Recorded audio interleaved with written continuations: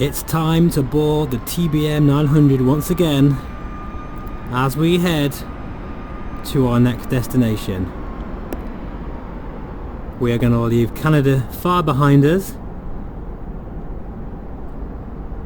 and I think we've got about a 3.5 hour flight today to Montana. So grab yourself a brew or something stronger and let's climb aboard. Now first things first, we just need to make sure we've got our tanks fueled up as always. Payload manager. You can hear an aircraft taking off. Oh, it's a little Cirrus, look. Nice. Okay. We're gonna brim these right up to the top. Both sides. That's gonna cost us some money, but it's okay. We've just received our Christmas bonus and we've got plenty of money. Okay, close the door and we best get cracking. Parking brake set. Now I've just watched the latest Steve-O video just to get me in the mood, and he did a particular takeoff which was really impressive, where he basically just rotated and kept really low down into ground effect, build up the speed, and then went right up to 2,000 feet. That was very cool. So we've got our flight plan dialed in here, as you can see it. I'll just show you here where we're going. That's our departure, and then we're going to use 3 different airways here. The J504, the J500 and J530 airways. To say it's a fairly big flight, this one today, heading to Kilo Mike Sierra Oscar in the Montana region. Busy here. So actually, first of all, I need to just quickly take something off live traffic. Oh, it's already off. That TCAS controlled thing there, as you can see there, that can cause crashes in the TBM, so I've got that switched off now. So hopefully, all being well, we will be okay on our route.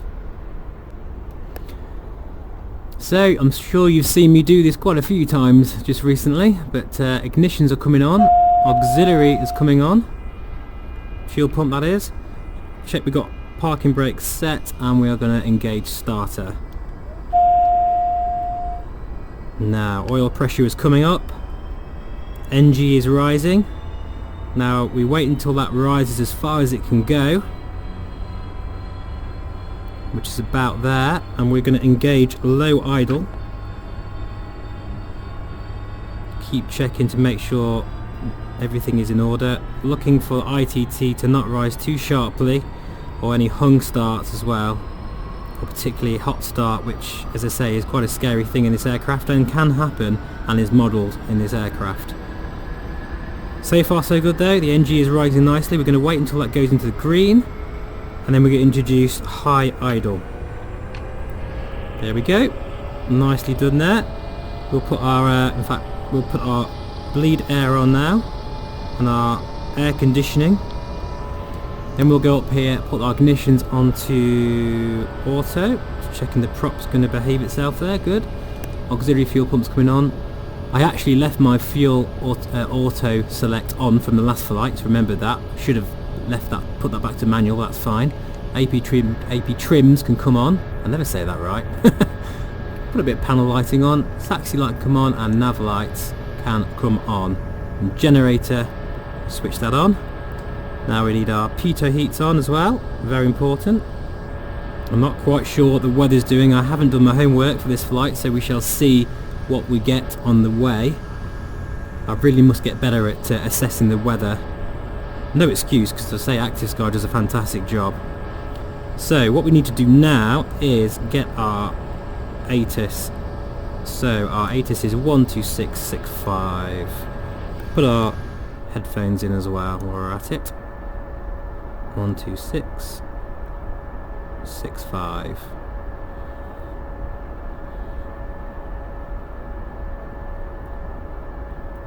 Oh, gone a bit too far there. There we go. See what we got here.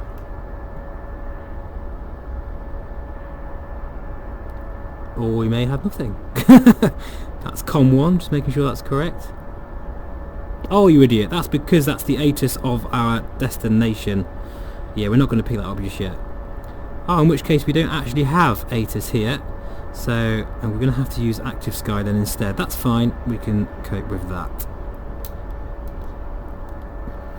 Charlie, Yankee, Whiskey, Golf, Airport information, Echo 1300, Zulu, weather, wind 188 at 11, visibility 10, sky condition, temperature -9, dew point -11, altimeter 2983, advice on initial contact, you have information 2983. Echo. And we have information Echo. Charlie, Put that in our standby altimeter. Do you know, I was just thinking just before this flight that I have got a CH Eclipse yoke, and I've had this yoke now for probably getting on 10 years. That's right guys, 10 years. I don't know many of anything that lasts 10 years these days, and this particular yoke gets thrown around all over the place. It's had to endure many house moves, and you know, I often use my computer for different things, so it's not always attached to my desk. I just love how you can latch it straight onto the desk without no messing around, and then you can just put it in the corner, and it's so well made. The plastic, even though it is all plastic, it's so hard wearing that it's just superb really. I may even do, even though it's a bit odd to do a review of a product that's so old now, particularly with the honeycomb yoke now being the next big thing, but I might just do a review anyway, because honestly guys, the CH Eclipse yoke, even though it does look like a toy from Toys R Us, it doesn't look that great, but you know, I'm in VR so it doesn't really matter. It is fully loaded with so many buttons, so many configurations, and it is actually perfect for VR, particularly because it's got the quadrant on top. So if you're short of space like I am, and you know, you don't always have a full hardcore flight sim setup, you know, that's attached to your desk all the time, it's a really brilliant solution. Honestly, it's brilliant, and there's no detent. It's very smooth, as I say. I'm just looking at some of these jets here, very nice. But I'll just put the yoke on here so you can see, as I need to concentrate taxiing at the same time. Hang on, I'll just concentrate on this little turn here. Now, it doesn't have 180 degrees, but it's not far off, and particularly the crucial thing here is the elevator has a nice amount of force, and there is no notch at all. Now, pretty much every yoke on the market, particularly in this price range, has some sort of notch in the middle, and it really does. I can't stand it. I used to have the Cytec Cessna yoke, and well, I say I used to have it. I had it for all of about 2 weeks and sent it back. I hated it. Didn't like it at all. But it did look the part. It looked fantastic. So I'm really excited, guys, to be finally being back on the move again. Aboard the Epic TBM. We're getting pretty damn close now. After this leg, which is a big leg, I think one more flight will do it, and then we will be in Washington. Right, so we'll just hold short here for a moment. Probably could do with just switching to tower just in case, actually, which we already have that dialed in. Just get rid of the yoke. Just make sure everything's fine. Put our landing lights on, strobe light on. Actually, we haven't set our cruise altitude, which we're going to be going all the way up to 310 today. The surface ceiling of this aircraft. I'd just like to say as well, guys, thank you for everyone who's watched this series. I know it can be a little bit boring actually, because the nature of it is basically, you know, a lot of flying over the sea and its long legs. So, you know, anyone who has bothered watching some of these videos, I really do appreciate it, and it's great fun reading the comments afterwards, and yeah, it just encourages me to do more of these videos, really. You know, it's great fun sharing this passion. Okay, we'll get on centre line here. Oh, got that big runway. So yeah, we're going to try and attempt that particular takeoff that he did, which I thought was really, really cool. And because of that, I need to make sure that my trim is all set. Actually, before that, we need to go to system and make sure that our air conditioning, cabin pressure is set. Right, okay, so just checking this flight plan here. Looks like we're going to be heading west. Right. Cross checking is done. What we'll do is we'll hold on the brakes as best we can.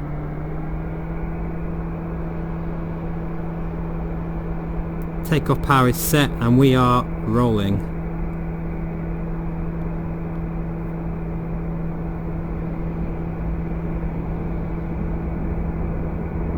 Now once we reach our rotation speed, oh, do you know what, I didn't set the trim. That was very, very, very amateur of me.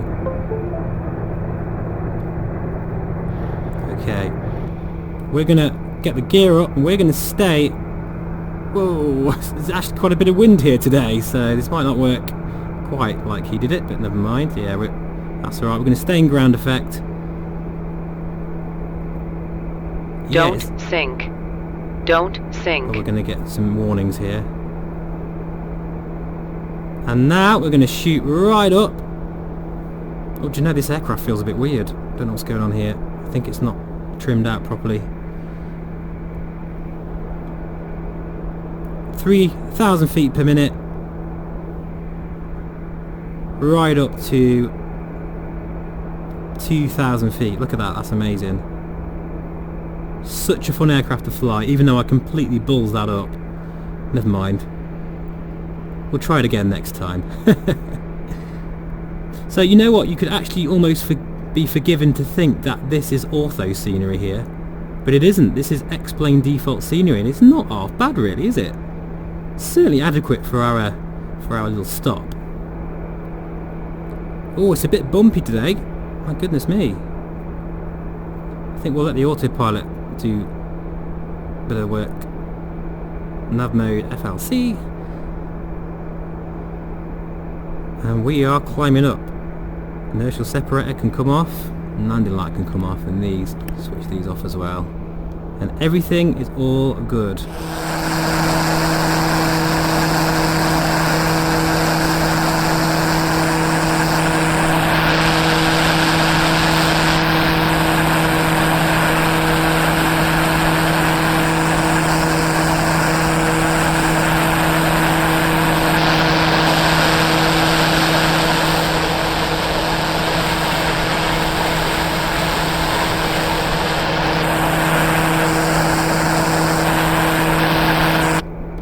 We are being rocked around like crazy. I'm not sure if you could see that from the outside view, but it's pretty damn turbulent out there today. In fact, I'd probably best drink my coffee now before it spills everywhere.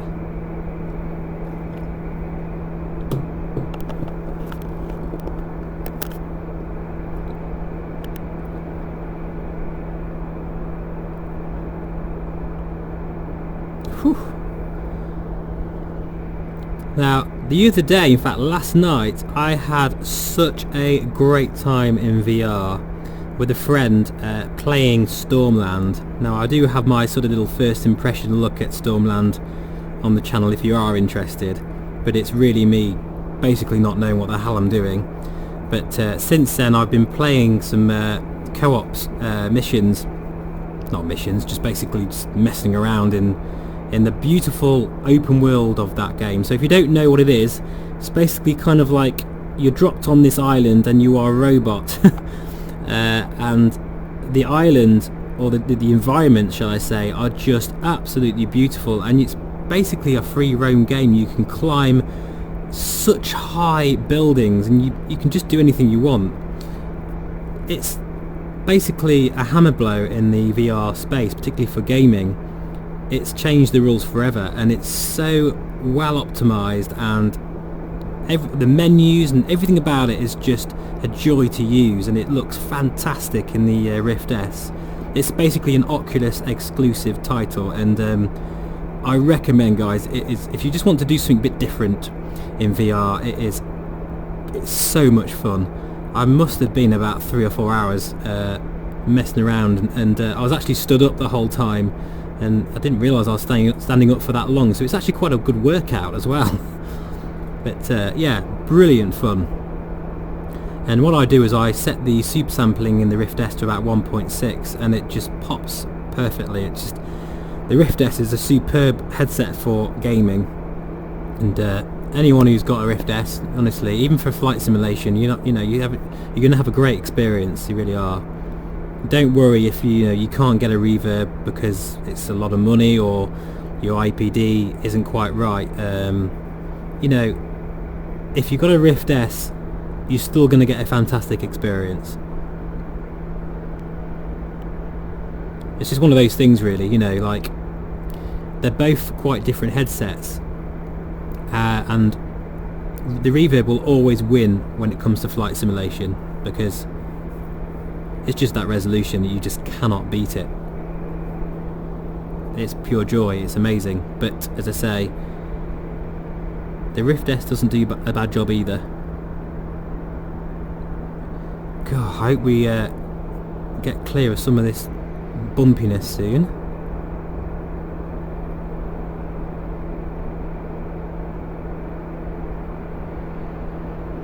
Keeping an eye on the torque.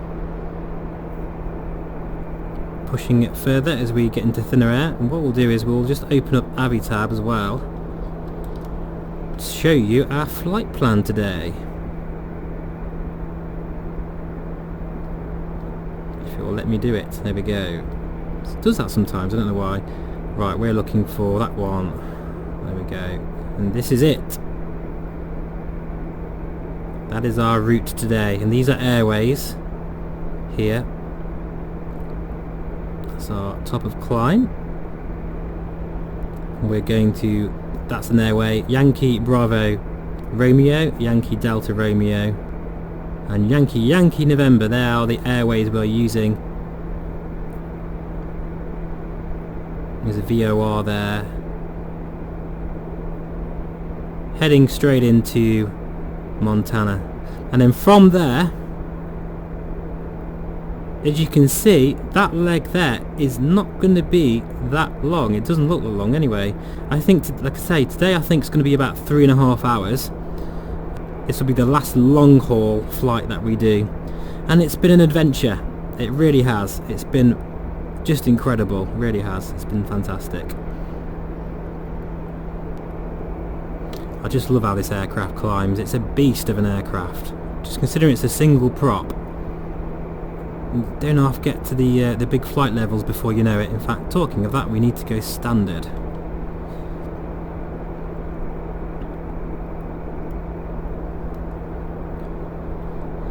So I've no idea when this video is going to get out. I'm trying to get these TBM videos out before Christmas, but if I don't, well, basically I'll say have a great Christmas. I hope you have a wonderful time and a restful holiday season, or if this is after Christmas, I hope you had a good Christmas and Happy New Year, basically.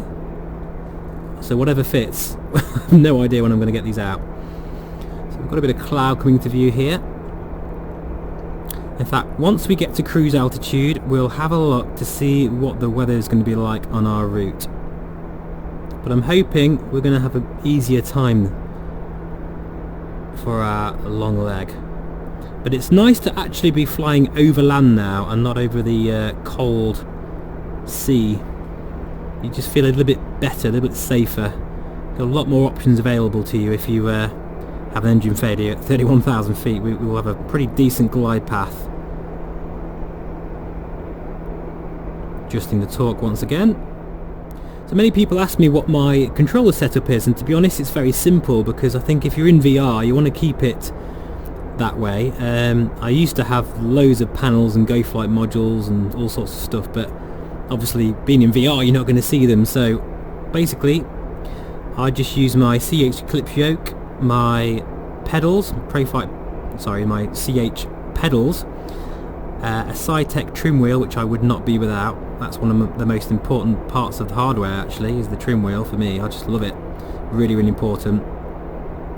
And that's about it, I think, that I can think of. Obviously my controllers, which are the biggest thing really now, because I can move around the cockpit and feel like the tactile feeling of the buttons and stuff. You know, I don't really need any other buttons, and I've got so many of them on my CH Eclipse yoke that I've kind of got bound anyway. Like as I say, I'm moving around here using the hat switch, which is very, very useful. I've got the reverse button on here, and gear and flaps and all that kind of stuff, so yeah, it works really well for me, to be honest. Great visibility out there today, at the moment anyway, but we're still being bounced around. And we are just about to hit our cruise altitude. There we go. And right on, in fact, a little bit before Avitab has suggested we'd hit the top of climb. So this is, as I say, just default X-plane, and it doesn't look half bad, does it really? I mean, you can start to see the repetition if you look closely, but I mean, this does the job nicely. I just can't believe how we're still being battered around with this wind at 31,000 feet. 83 knots headwind as well, so that isn't great. We're going to be struggling here. We may have to resort to active sky. Ooh, watch that ITT. Go back a little bit on the torque.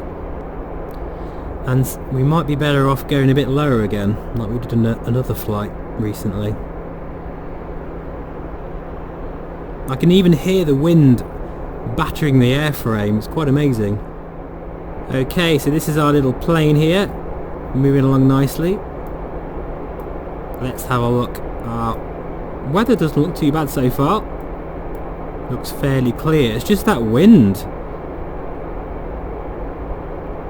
And it's looking at overcast 9,000 feet, winds 7 knots, 130. Temperature, oh, we're going to be back in plus figures again, 2 Celsius.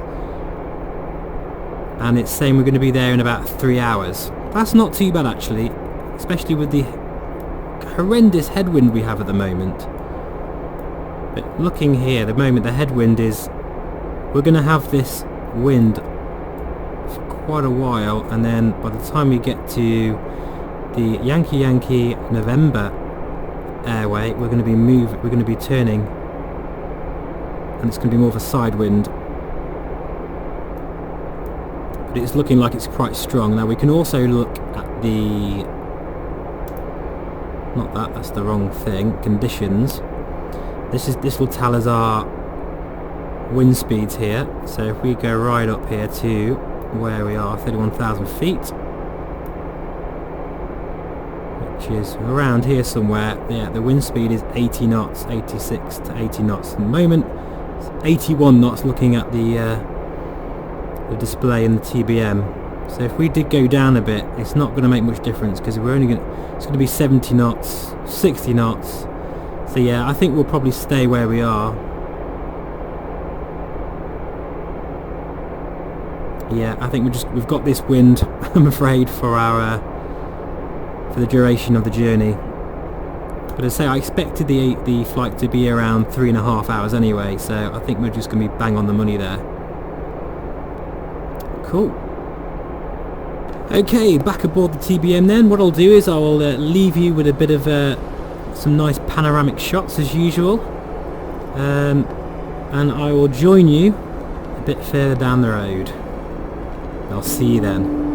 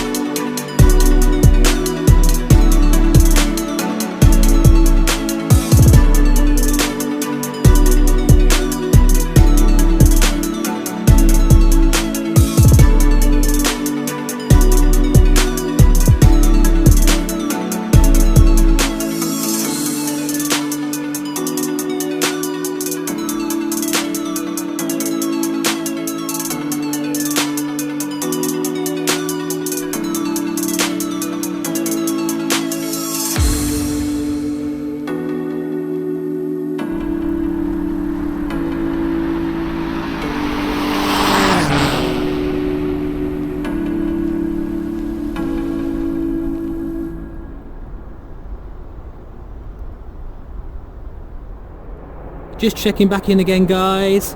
We are currently at 31,000 feet and being thrown around all over the place. Just look, if I look outside there at the wing, you can see that we are being moved around the air, and that is partly because of our really hefty 92 knot crosswind, and that means we are doing no more than 240 knots ground speed, which is not that great, to be honest. But we're going to continue punching through the air. We're about 2 hours away at this point, and yeah, all is good. Now luckily I'm not in a real TBM because I really desperately need a wee and there is no toilet facilities on board this particular TBM, so yeah, that is something that I imagine some pilots have to deal with sometimes. Anyway, I'll leave you with a few more shots and I'll just show you quickly where we are. This is where we currently are situated, which is on the J504 airway. We've got 55 nautical miles of that to go, and then we're going to join the J500 airway. So I'll see you soon, guys, and I'm just going to nip in the back to tend to some rather pressing needs, shall I say.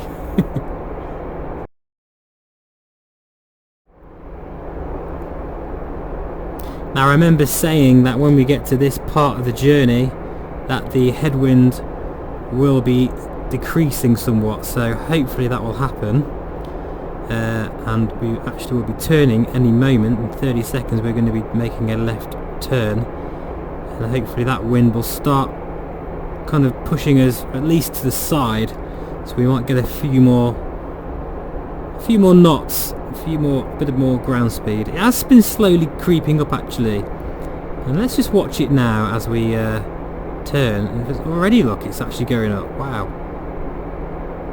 it's already gone up 5 knots and it's climbing more. Yes, that has made a bit of a difference just by getting off that headwind.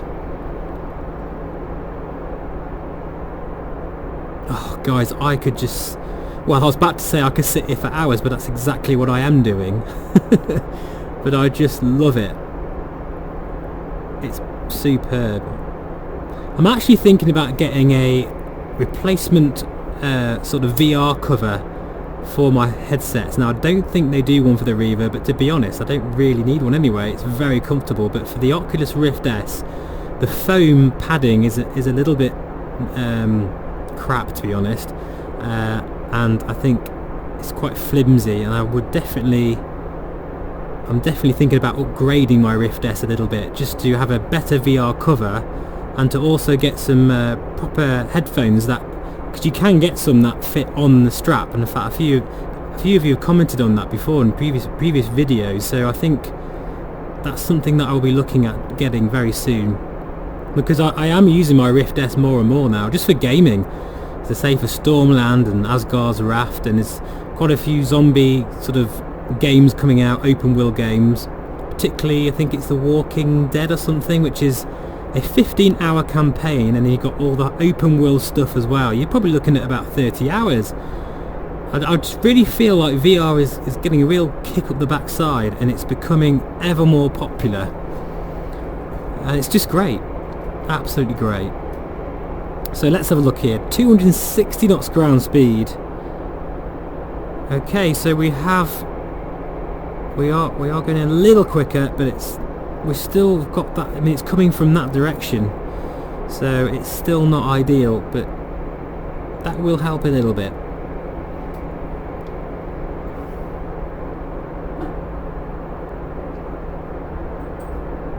Oh, I'm loving this. Absolutely loving it. These wispy clouds, those cloud shadows, that wing view, this 4K image display that I've got going on in the Reverb. It's just absolute bliss. Okay, well, I think unless anything drastic happens, I'll get back to you as we get near to our top of descent and we begin our approach into Kilo Mike Sierra Oscar. So thanks for coming on board with us, guys. At least you don't need your life jackets anymore, that's for sure. And I'll see you a bit further up that sky over there.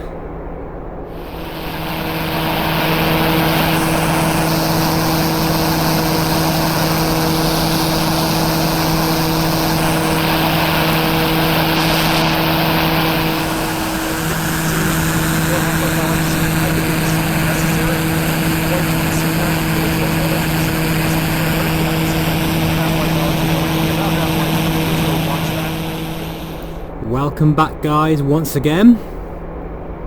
As you can see, things are getting a little hilly now and we are descending, passing through 27,000 feet, descending at 1,000 feet per minute. But one thing I didn't really take into consideration is these huge mountains, so I may have to ease up on that descent a little bit. But we're doing really well here. It's been a really nice flight actually, and a little less stressful than some of the other ones. The weather has been okay. In fact, actually talking about the weather, we'll just go ahead and look at active sky. Okay, as you can see here, that sort of frontal system is kind of flirting on the outskirts of where we are, but I don't think it's going to be a factor, which is a relief. So right now, the clouds are still at 9,000 feet, with some scattered at 11,000 feet. The wind's 0 knots. I'm not sure if that's correct or not, but that's what it's reporting at the moment. Temperature has gone down a little bit, 1 Celsius, with a dew point of -3. Black Canyon Ranch weather. Oh, and we have just received our ATIS, so we'll go back into the cockpit. Conditions point -3. Altimeter 2990. Okay, I'll listen to that one more time. That means we must be getting close now guys to our final leg. Well, Black Canyon Ranch weather. of this particular flight I mean. Visibility more than 10. Sky conditions 7,800 scattered. 9,800 scattered. Temperature 0. Reporting slightly different conditions, -3. but that's Altimeter okay. 2990. 2990. And I think our final leg should be a relatively short flight. I think maybe, I'm guessing here, but just by looking at the distance, it shouldn't be any more than about an hour and a half, 2 hours. So, and of course we'll have the exciting Orbex True Earth scenery to look forward to seeing, and particularly the edge of it, which won't be that far away from here actually. It may even be loading in some ortho tiles, because we're on the sort of western edge of the region. So yeah, but there it is. That is our airfield coming into view. We are pretty damn close actually. Whoa, and that was a big I don't know what that was. Something. We just basically dipped about 100 feet there.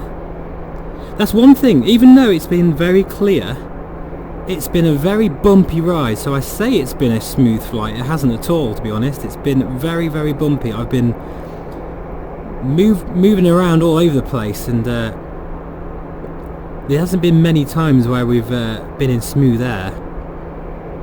But oddly, the wind at sort of surface level is quite calm. Some crop circles over there in the distance, and we are being thrown around all over the place yet again. It's funny, isn't it? You know, even though we don't have sort of real heavy cloud or visibility issues or precipitation or icing issues this time, it's all about that wind today, and we really are. I don't know how it's going to come across in the video, but yeah, we're being thrown around quite a bit. So we're about 49 nautical miles away. I do feel like we're descending a bit too quick here, but I mean the VNAV, that's our target profile. I might ease up on it a little bit here. That's the wrong way round. Oh no, whoops. There we go. Go to 1100 feet per minute, because I do have to keep in mind some of these mountains, but thankfully we have a very good visibility today, so we can do all this visually now, to be honest. Okay, as we're dropping down, the visibility is just dropping a little bit. If anything, it makes it more realistic, I think, anyway. I think very often flight simulators, they have very unrealistic visibilities. But, I mean, around these parts of the world, it isn't uncommon to have 50 miles of visibility. In the UK, we're lucky to get 50 mile visibility most of the time.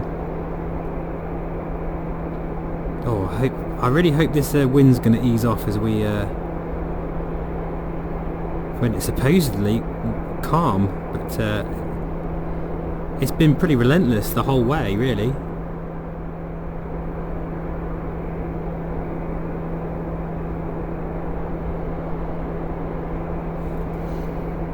Okay, what I'm thinking we're probably going to do is overfly the airport. My controller's over there for some reason, it's back here, like magic. It does sometimes do that every now and then when I've had it on my lap for ages. It will suddenly go a bit mad, but I mean the Oculus Rift S does the same thing. It's just one of those things of the inside out tracking that sometimes the controller will go a bit strange, but it's just a very small little minor point. I thought I had the airfield in sight, but now I'm not so sure. We just go back here again. Okay, we're literally right on it, so there it is. Yeah. Oh, that's actually a nice runway. I don't know why. I just thought with it being, you know, have a ranch in the name, I was expecting it to be something a little smaller. But we will be actually when we get to Washington, sampling all of those airports, and some of them are really tight, small little dirt strips really that you can get into, so that's going to be fun. Undecided of what aircraft to use really. I think I might use a variety of different aircraft, maybe even the TBM as well for my tour there, but as I say, it's all going to be good fun. Right, I think inertial separator can come on, that will help us slow down a bit, and as we're getting a bit lower. Didn't actually check the elevation of the airport, so we could probably just do that now actually. 3,206 feet. Always worth knowing. I think actually as well we might just take the autopilot off a bit earlier, and we have control. We have sort of arrived. Just need to be very careful now because we are going very quick, and I can feel the heaviness in the controls of the Yukon, which is really nice.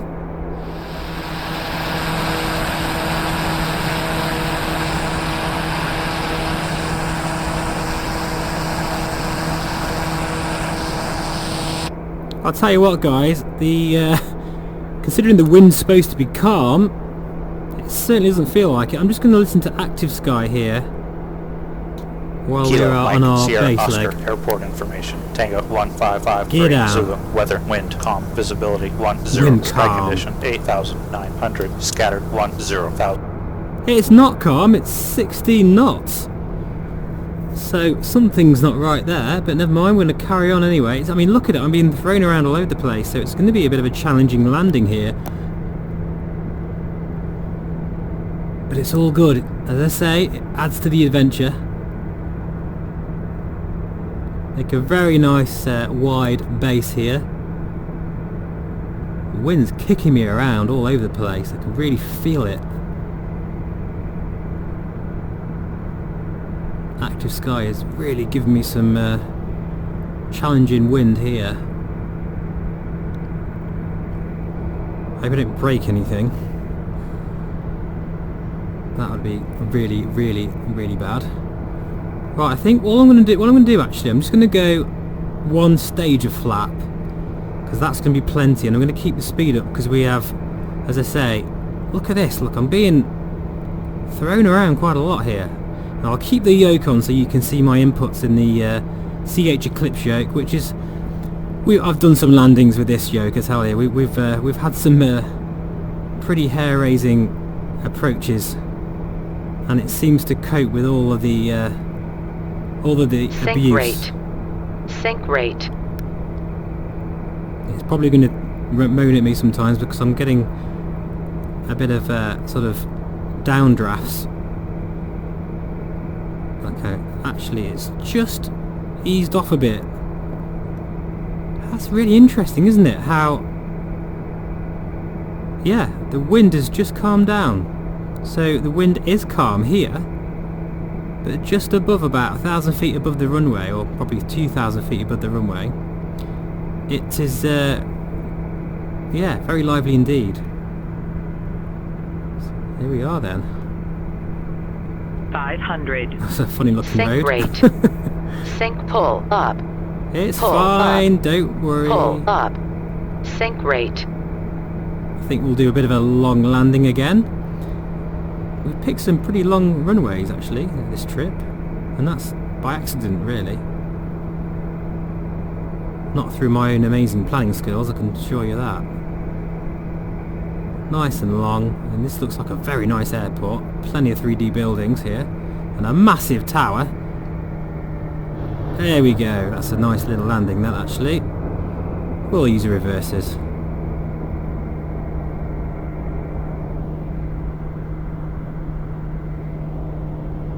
Welcome to the USA, in fact Northwest US,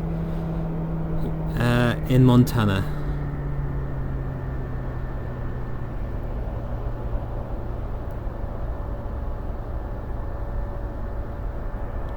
It's good to be back on the ground again, especially after that long flight. 4 hours in the saddle and nearly a full tank again of fuel. Right, we'll clean up. Pitot heats can go off.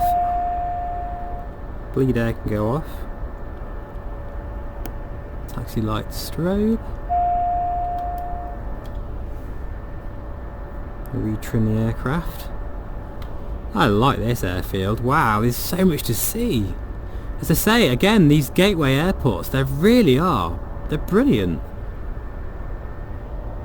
Because you know that someone has actually painstakingly modelled this. They've taken their time out their day or week and made an effort and placed these models. And probably more than, as I should say, it's often the case that if someone's going to make an airport, it's because it's their local airport or it has some sort of meaning to them. So the likelihood is that it's fairly realistic in terms of its placement of terminal buildings and hangars and stuff. And whoever's done this one, massive pat on the back, sir or madam, well done.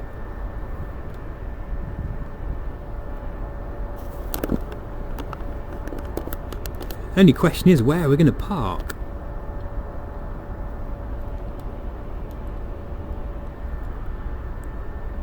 Quite enjoying this little tour actually around this airport. Just goes to show you don't really need Orbeck style airports to enjoy some of what X-Plane has to offer, even the default. That would have been quite good actually there, never mind. I'm being drawn to those hangars over there for whatever reason, so we'll go over there to the executive parking spot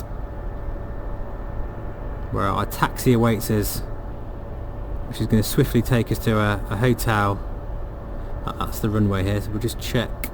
Is that the runway? It is a runway. Yes it is. Just checking they've got no live traffic going anywhere, because it's always good to look out for that. And there's my controller being a bit bizarre again.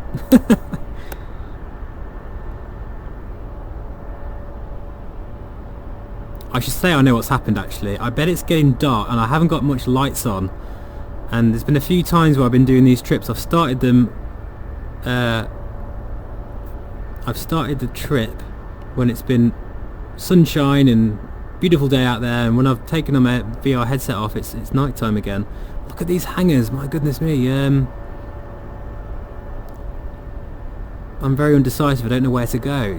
It just all looks great. So right, let's turn around and we'll park in that massive hangar over there.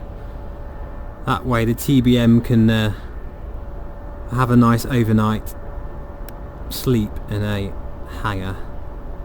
We'll pay extra for it tonight, it's fine. It's done us proud. It's looked after us. Oh, there's a Coke machine over there. That's always good to know. Although I think I prefer a coffee, to be honest. And that completes leg 5, I think it is. I'm losing count.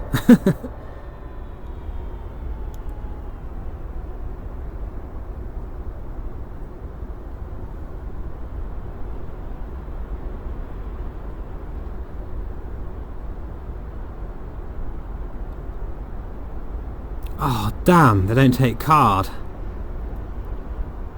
Has anyone got any coins? Hello? Anyone? Hello?